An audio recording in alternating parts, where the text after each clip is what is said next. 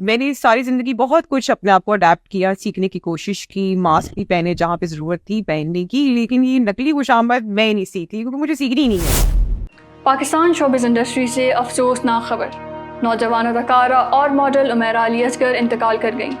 ان کی dead body in کے ہی flat سے برآمد کی گئی. جب پڑوسیوں کو بدبو آئی تو پولیس نے دروازہ توڑ کر ان کی ڈیڈ باڈی کو برآمد کیا. آپ کو بتاتے چلیں کہ عمیرہ علی اصغر 10 اکتوبر 1992 کو کراچی میں پیدا ہوئی. انہوں نے اپنی اعلیٰ تعلیم لاہور سے آرٹس میں حاصل کی. انہوں نے اپنے کریئر کی شروعات تھیٹر سے کی, اس کے بعد ٹی وی اسکرین پر بھی نظر آنے لگی. ARY کے ریئلٹی شو تماشا گھر میں بھی ان کی موجودگی نظر آئی, جس سے ان کو بہت فیم ملا.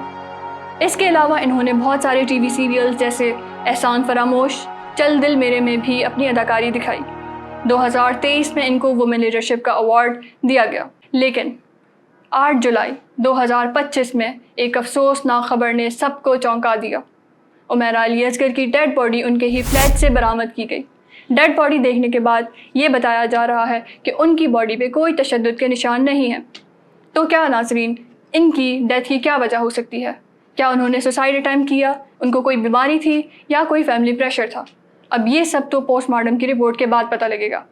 شوبز انڈسٹری کے ستارے بھی اس چیز کو لے کر بہت غمزدہ ہیں. انہوں نے عمیرہ علی اصغر کے لیے دعائیں کی.